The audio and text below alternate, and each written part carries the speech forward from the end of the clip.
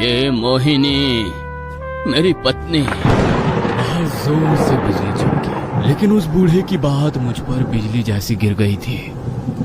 मैंने उस बूढ़े को देखा, वो मोहिनी की ओर देख रहा था। फिर उसने धीरे से मेरी ओर देखा और फिर से अपने गंदे मुंह से हंसते हुए कहा,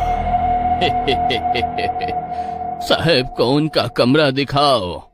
और फिर बोतल से शराब गिलास में भरने लगा।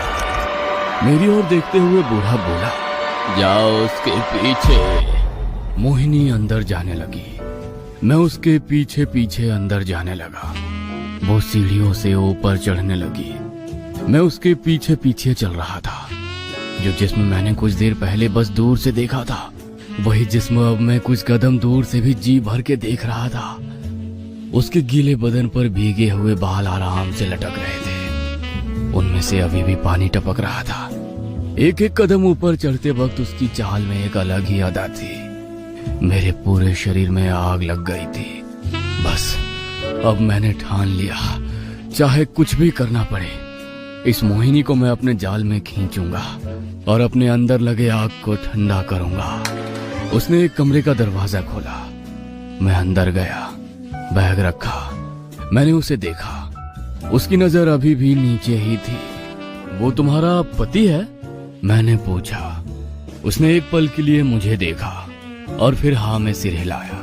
लेकिन क्या ये सूखा हुआ कुआं तुम्हारी प्यास बुझा सकता है? मैंने थोड़ा पहेली में एक शरारती मुस्कान के साथ उसे पूछा। उसने सवाल भरी नजर से मेरी तरफ देखा, लेकिन कुछ समय बाद उसे मेरा सवाल समझ में आया और थोड़ी नाराजगी के साथ उसने सिर नीचे किया और चुपचाप चलने लगी। अब तुम्हारा कमरा कहाँ है? नहीं मतलब मुझे अगर प्यास लगे तो। वह एक पल के लिए रुकी और फिर अपनी उंगली से सामने वाले कमरे की तरफ इशारा किया और चली गई। मैं दरवाजे पर खड़ा हो गया। वो अपने कमरे की ओर जा रही थी। उफ, उसकी वो चाल। वो अंदर जाकर मुड़ी और धीरे धीरे दरवाजा बंद करने लगी, लेकिन इस बार उसके होठों पर एक मुस्कान की लकीर थी। मैंने दरवाजा बंद किया, बैग से अपनी शराब की बोतल निकाली, वही मेरा फेवरेट ब्रांड टकीला वोडका।